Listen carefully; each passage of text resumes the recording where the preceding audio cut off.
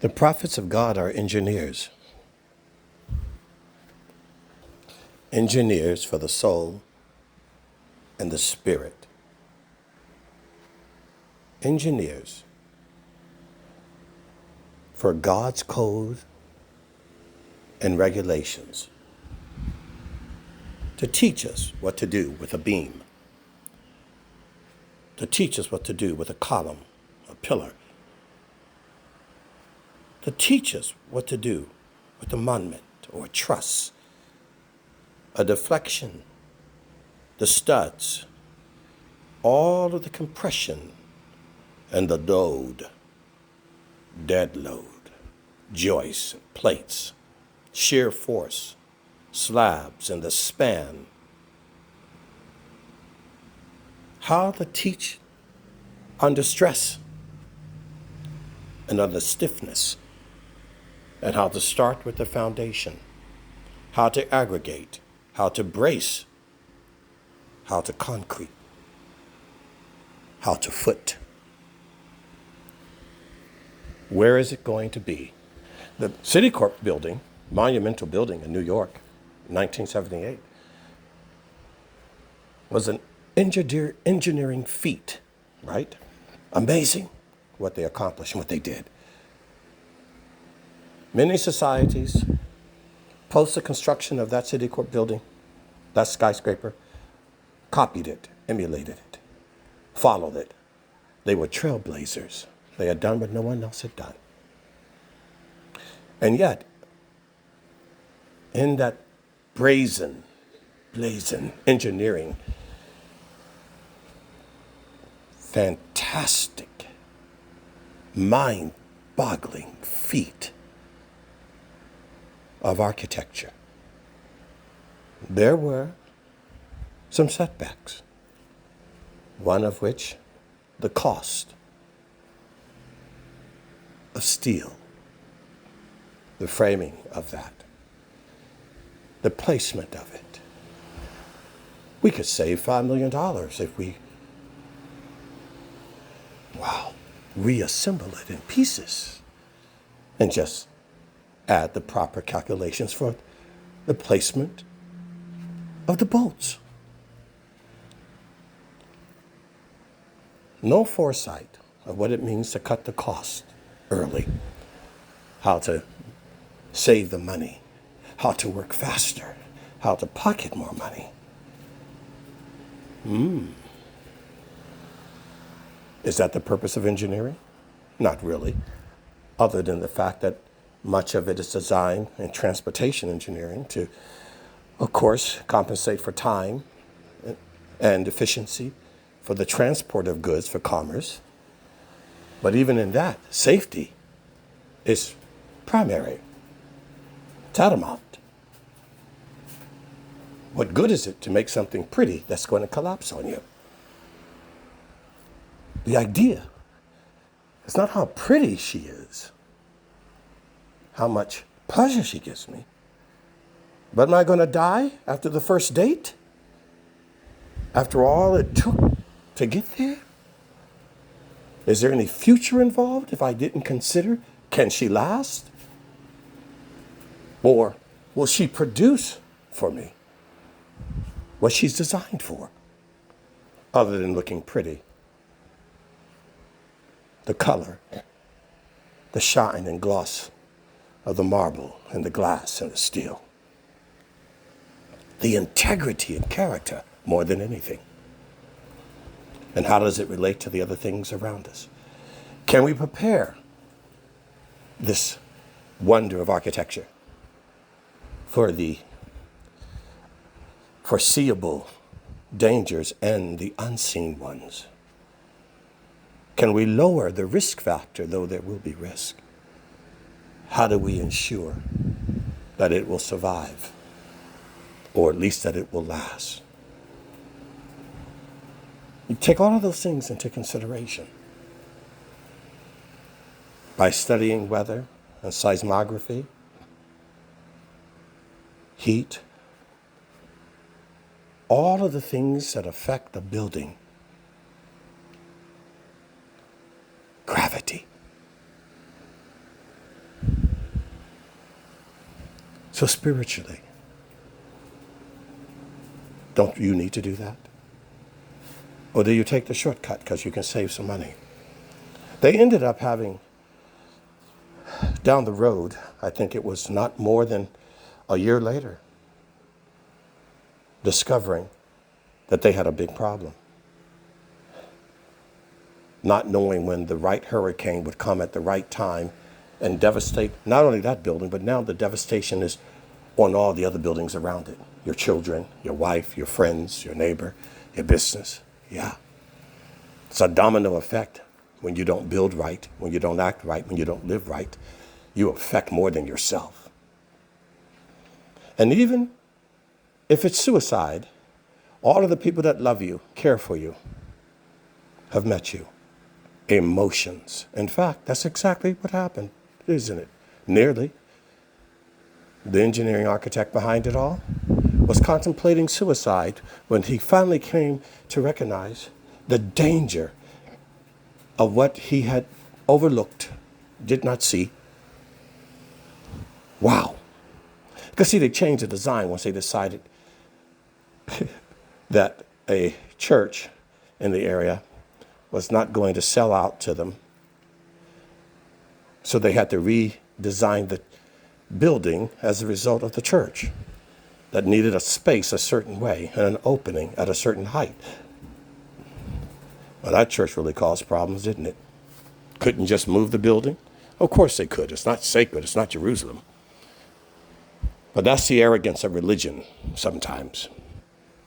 However, the engineers could have worked around it. But the workaround made them also take the shortcut. They didn't have to, but they did. They came up with a design that would satisfy what the church needed, and they can still continue to do what they needed to do. But man, did it end up costing them. The engineer could not see a way out, and when he couldn't see a way out, he thought of killing himself. And sometimes many of you are like that, aren't you? You think of killing yourselves. You can't see a way out. You took the shortcut. Can't see a way out. And you just want to throw in a towel. Turns out he didn't kill himself. Turns out he contemplated it, but he didn't kill himself. The chairman of Citicorp, everybody involved, gave them ulcers, headaches, made their hair turn grayer. This is $1 billion building. Are you kidding me? And not just that, the catastrophe. They had to meet with the American Red Cross because they were certain that the collapse was imminent. They had to put in an emergency plan to evacuate 10 city blocks around that building. Tens of thousands of people. A plan how to save their lives. All of the businesses, all of the restaurants, all of the homes, all of the lives.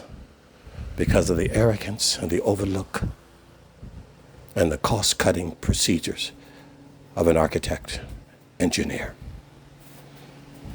See, the shortcut only cuts you short, but it does more than that. It cuts other people short. Now you have collateral damage that's just beyond yourself.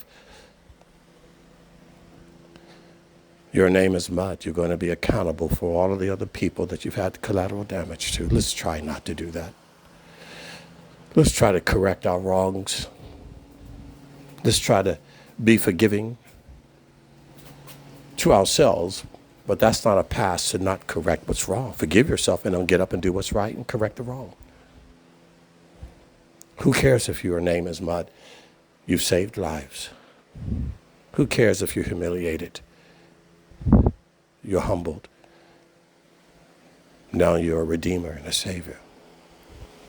God has designed men and women who mentor you, your mothers, your fathers, pastors, whomever, that God has put in your life.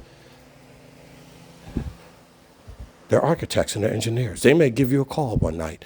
They may discover something that they didn't see. Are you going to accept that? Or you're going to be offended. Of course, you'll be offended. Oh, wow, thanks for telling me that. Did you call them to beat them up about it, or did you call them to save their lives or to help them? But they won't care. They've got too much invested. They'd rather take the risk of the death of themselves and other people around them.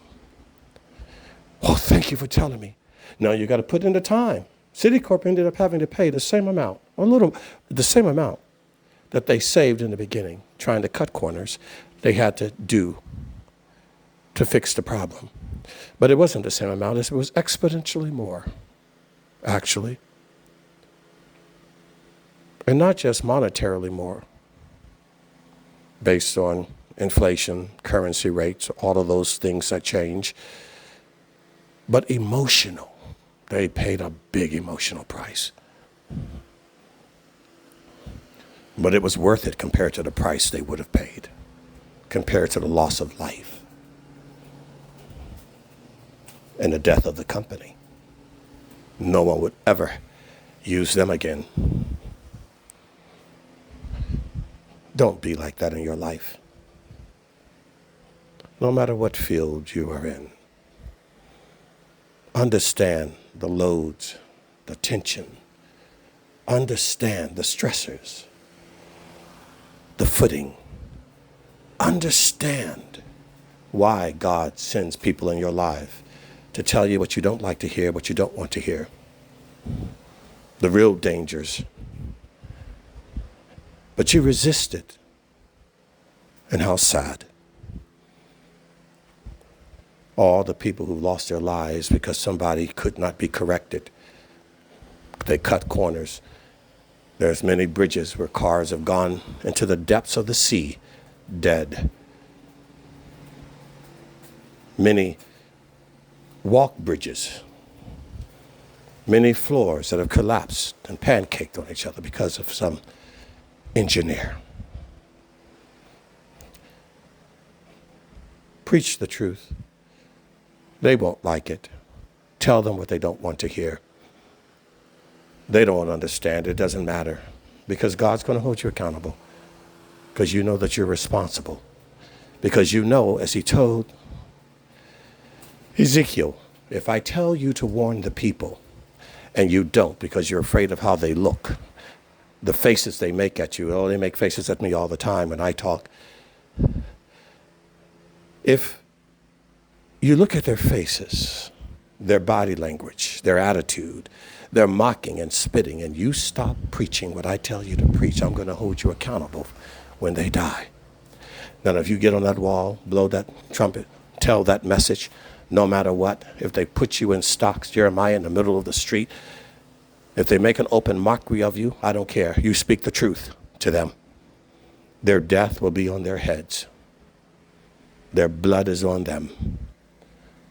You tell the people whether they like it or not. Because it's the truth. Truth isn't based on a reaction. It's based on the action.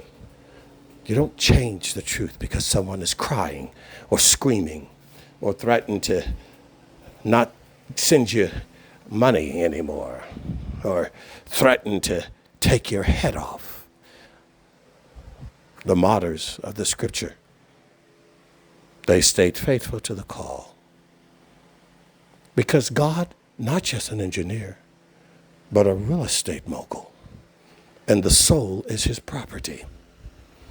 And there are guys that'll do for a commission what they'll never do for God's commission. Go ye into all the world, preach and teach and tell them what I tell you to tell them. Baptizing them in the mikvah of the water of the Spirit. There are people that are studying their Series 7s. I met one the other day. Money, money, money. What he'll do for a hedge fund, an option, a stock, an IPO, the dividend return. Just think how much you can make. Oh, I kind of like those guys because that's how I see God. Just think how much more you'll make. Think how much more you can do for God. He's got an IPO. Are you in on it? Are you throwing in? Are you investing in God's kingdom? Did you take out a second mortgage to invest in God's kingdom? but anything, you financial people. I had a wonderful disciple. Somebody had come up to him to tell him how much money he can make. He had just gotten married. He's in my book. He convinced his mother and father and his father-in-law and mother-in-law, because they love their children. Dad, Mom, look what I found. Look what we can do. You know how many people have ever said, listen, I found a teacher. He preaches the truth. He isn't flying any jet planes, driving any fancy car, doesn't live in a mansion. Why don't we invest? Let's come in. Let's all join in. Let's spread the word. Let's help to save the people of Israel. Let's help to defend them. Let's help to preach the gospel where he goes. Hey, will you join in? No, they don't do that. And by the way, most of you don't even ask them to do that. But he did. He asked them to join in on this opportunity to make money. His parents and his in-laws all joined them. And it wasn't long after that they lost all the money. The guy was a scam. Had scammed them over money. Yet you know someone holy that loves the Lord. No, because you guys love a scam, particularly when it's about money or sex, power, fame, or adrenaline and fun off of a slope of a mountain or a wave. That's okay. Yes.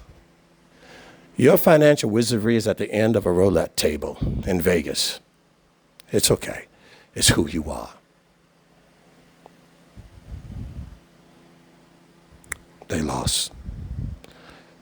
They believed in the scam because it appealed to their parents and their in-laws about the money. You know, the parents were thinking about, the retirement. The young couple was thinking about, a great start in life, right? The devil can trick you so easily. But for God, you don't take such risks, do you? Because the structure that you're into is a structure that can be melted by heat, destroyed by wind loads and earthquakes.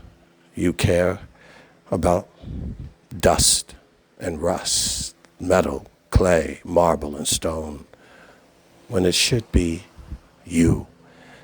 You wonderful, beautifully created soul in the image of God. Don't you know there's nothing more valuable, nothing worth more investing, nothing more priceless, nothing more desirable? Not your breast and your chest and your pecs. No. You, creature of God, created in his image to glorify and show forth the world his Torah.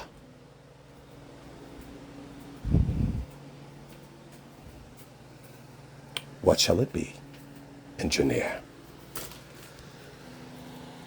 What shall it be?